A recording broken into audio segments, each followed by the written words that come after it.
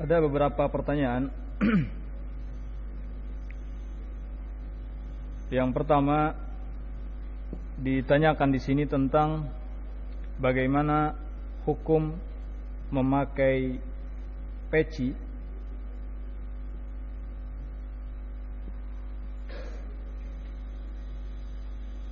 ini. Sebenarnya permasalahan yang telah kita singgung pada kesempatan-kesempatan yang lalu.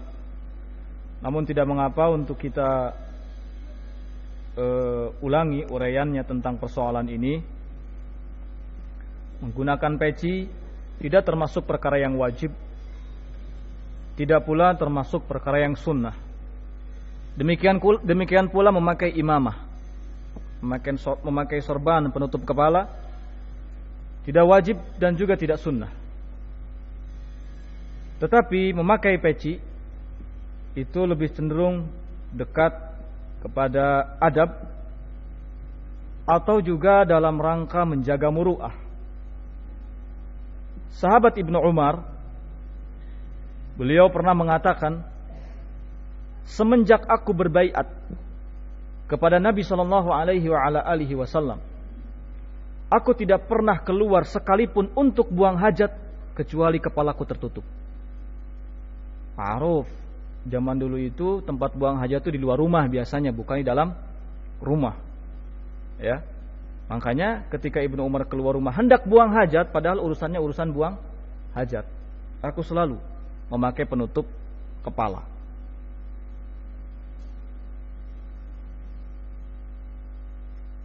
Karena itu, maka alangkah baik jika dalam rangka menjaga muru'ah, menjaga kehormatan, untuk kita juga mengamalkan apa yang diamalkan oleh para pendahulu kita, para salaf kita.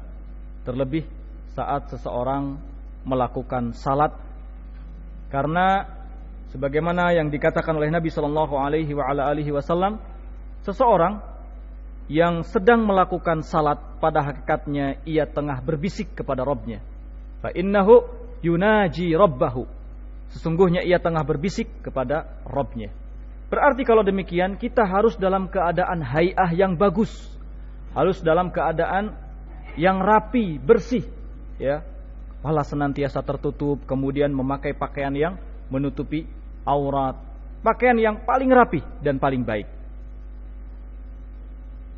Itu akan lebih pantas bagi kita, ya, daripada memakai pakaian-pakaian yang tidak layak. Kemudian bagaimanakah kedudukan bersedekap ketika berdiri setelah ruku?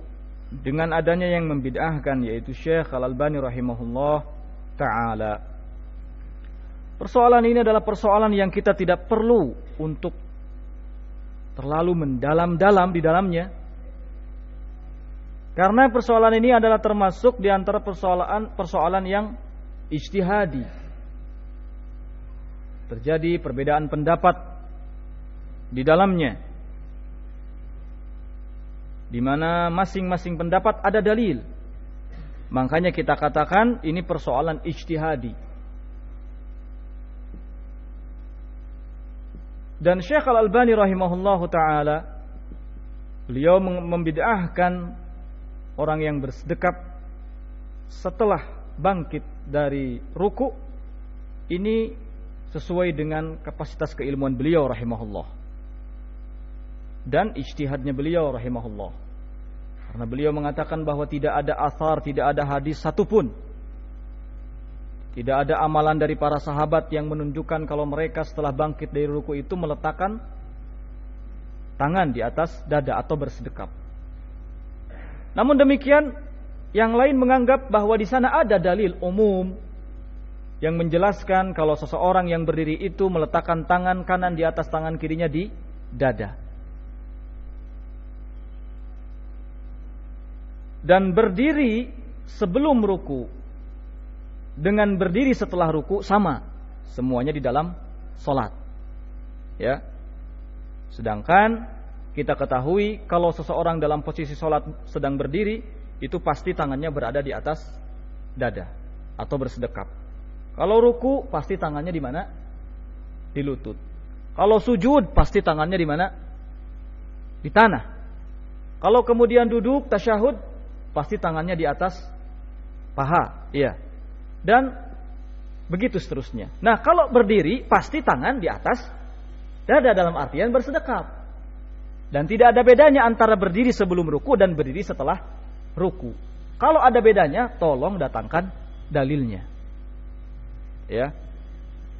Karena itu, maka sebagian para ulama mengatakan masyru' disyariatkan untuk meletakkan atau bersedekap setelah bangkit dari ruku.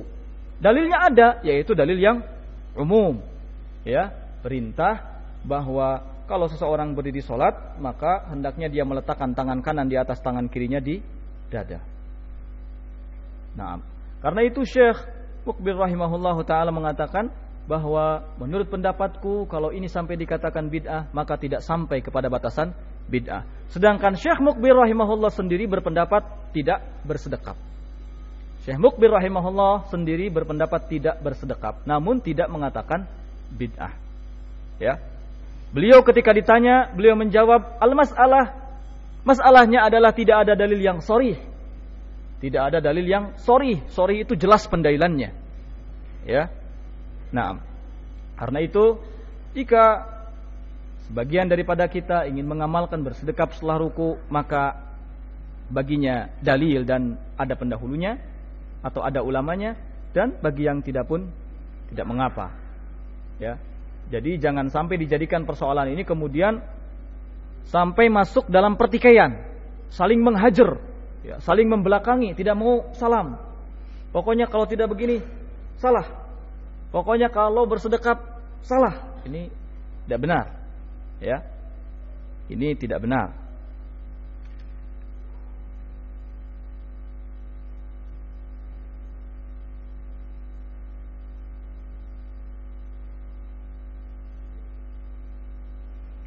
Bolehkah kita mematuhi orang tua untuk membeli rokok? Tidak boleh. Ya.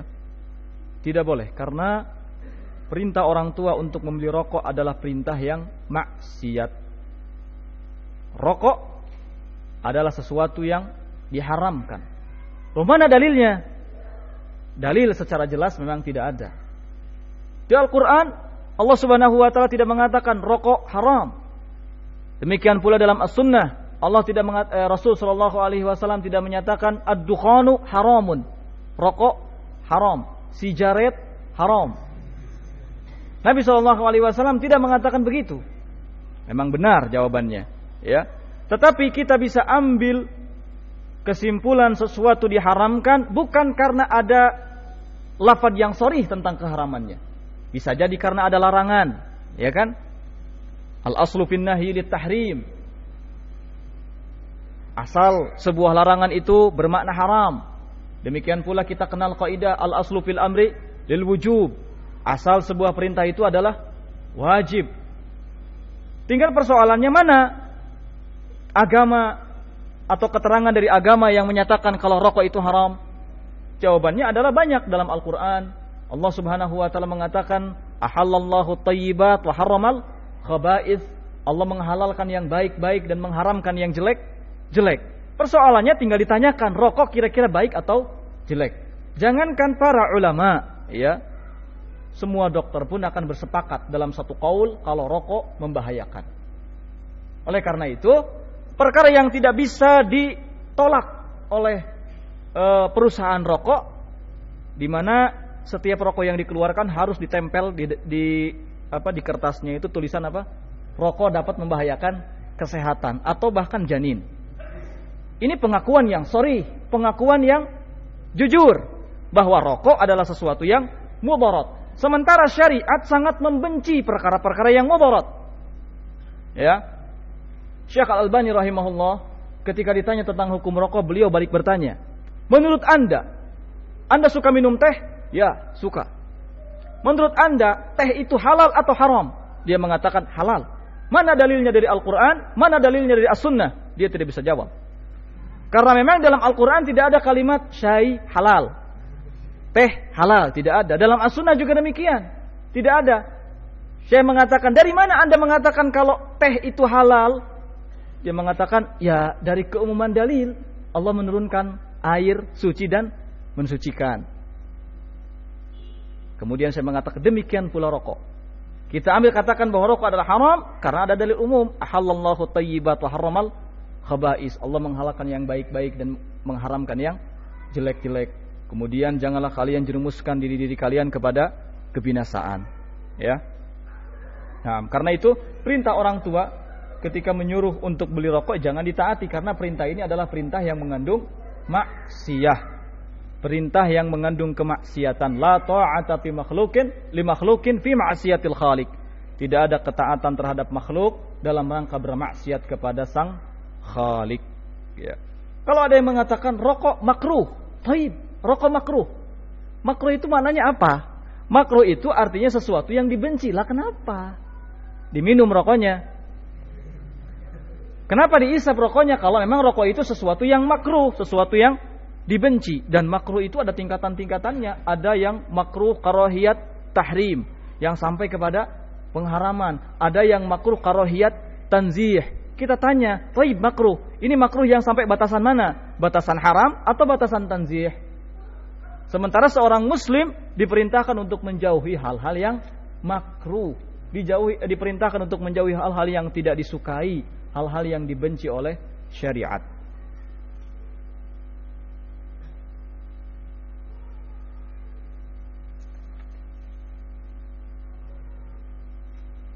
Bagaimana hukum menjual celana panjang sampai melebihi mata kaki? Ini termasuk ta'awun alal itsmi. Termasuk ta'awun alal itsmi. Tolong-menolong dalam hal dosa. Karena bagi laki-laki tidak boleh mengenakan celana yang melebihi mata kaki. Ya. Kalaulah celana ini celana untuk wanita, apakah boleh kita menjualnya? Ini juga harus kita yakin dulu. Apakah orang yang akan membeli celana ini ke kita wanita yang multazimah, wanita yang hanya akan memakai celana ketika di dalam rumah, ataukah wanita yang akan memakai celana di luar rumah? Ya. Kalau yang datang itu ternyata wanita yang sukanya di jalanan, ya jangan dijual ke dia. Karena kalau dijual ke dia termasuk ta'awun alal itsmi. Tapi kalau seandainya yang datang itu kita yakin ini wanita yang multazimah, ya, wanita yang kuat memegang prinsip syariat, maka kita boleh menjualnya, di mana dia akan senantiasa memakainya di dalam rumah atau di luar rumah, namun dijadikan sebagai pakaian dalamnya, sedangkan pakaian luarnya hijab yang menutupi seluruh tubuhnya. Demikian pula persoalan menjual daster. Daster itu banyak, ada yang you can see, ada yang daster-daster, pokoknya yang minim. Bolehkah kita menjualnya? Ini juga perlu diperhatikan, karena persoalan pakaian seperti yang difatwakan oleh para ulama Saudi, ya, bolehkah seseorang menjual pakaian? Mereka semua menyatakan bahwa harus alal ilmi, harus di atas pengetahuan. Siapa yang akan membeli? Kalau seandainya yang akan membeli daster itu adalah orang yang suka memakainya di luar rumah, ya tidak boleh, ya, kita menjual kepadanya. Tapi kalau seandainya kita jual daster ini kepada wanita-wanita yang multazimah, di mana ia akan mengenakannya dalam rumah, tidak masalah. Apalagi demi membahagiakan sang suami, ya, boleh. Karena itu perlu diperinci terlebih dahulu. Ada sebuah masjid yang salah arah kiblatnya, kemudian tempat imam sholat dimiringkan ke arah kiblat, sementara tempat makmum tetap lurus tidak mengarah kiblat dikarenakan ruang masjid yang tidak lurus, yang tidak luas. Apakah sholat berjamaah ini sah? Apa yang harus kita lakukan jika menjadi makmum di masjid tersebut? Ya, kalau seandainya sudah tahu bahwa arah kiblat yang dipakai patokan itu ternyata salah, maka wajib bagi makmum untuk mengikuti imam. Ya, wajib bagi makmum untuk mengikuti imam, yakni membetulkan arah kiblatnya, membetulkan arah kiblatnya. Apa yang harus kita lakukan jika menjadi makmum di masjid tersebut? Ya, kita harus mengingatkan kepada yang lain agar merubah kiblatnya sama seperti imam.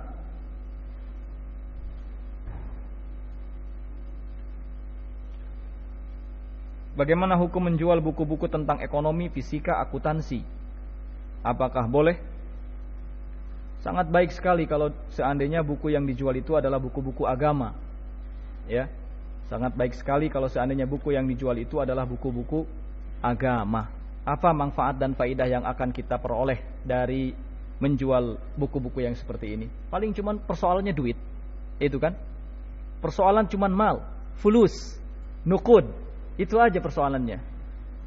Tapi kalau kita jual buku-buku yang bermanfaat, yang dibaca oleh kaum muslimin, sehingga benar ibadahnya, benar amalannya, di samping dapat nukud, di samping dapat doku, di samping dapat fulus, kita akan dapat pahala. Ya kan? Termasuk dakwah. Akhirat dapat, dunia dapat. Tapi kalau kita hanya sekedar menjual buku-buku kayak gini, apa manfaatnya? Apa faidahnya? Kalau tidak bisa sama sekali, ya tinggalkan. Ya, cari usaha yang lebih bermanfaat, baik untuk dunia ataupun untuk akhirat. Bagaimana kalau seandainya kita jual buku fisika, kemudian dipelajari oleh yang membeli fisika tersebut hingga dia menjadi kacau agamanya? Kan kita yang menjerumuskan juga.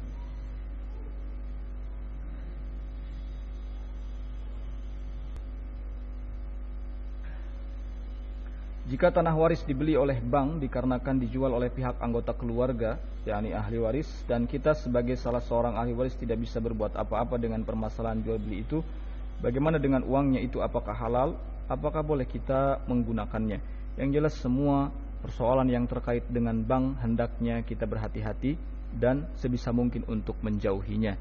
Ya, sebisa mungkin untuk menjauhinya. Artinya kita tidak boleh menggunakan uang-uang tersebut, kecuali kalau uang kita yang dengan terpaksa disimpan di bank dengan alasan jaminan keamanan, ini tidak mengapa. Atau kecuali kita menggunakan bank sebagai alat transfer uang saja, karena memang sementara ini tidak ada ya alat yang lebih cepat selain dari bank. Dengan catatan tetap kita tidak boleh mengambil uang ribanya, ya, tidak boleh kita mengambil ribanya.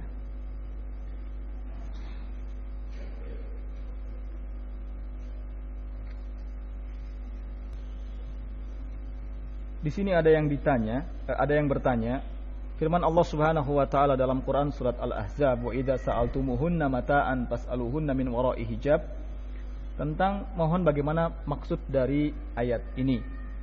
Ayat ini dijadikan dalil oleh para ulama ahli tafsir tentang wajibnya hijab.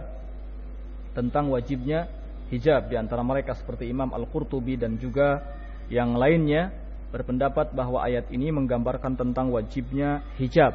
Ada penghalang antara laki-laki yang bukan mahram dengan wanita yang bukan mahram. Ya. Kemudian sabda Rasul sallallahu alaihi wasallam, "Iyyakum wad-dukhul 'alan nisa", faqala rajulun minal ansar, "Afara'aital ham?" wa qala al-hamu maut.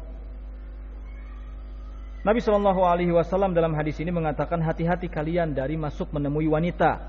Ada seorang yang bertanya, bagaimana pendapatmu dengan ipar? Al-hamwa itu ipar. Bahkan Nabi mengatakan ipar itu adalah kematian. Artinya ipar itu bukan mahram. Ya, karena itu hati-hati untuk tidak ngobrol berdua-duaan dengannya, tidak juga banyak bergaul bersinggungan dengannya. Tetap harus ada hijab antara kita dengan dia.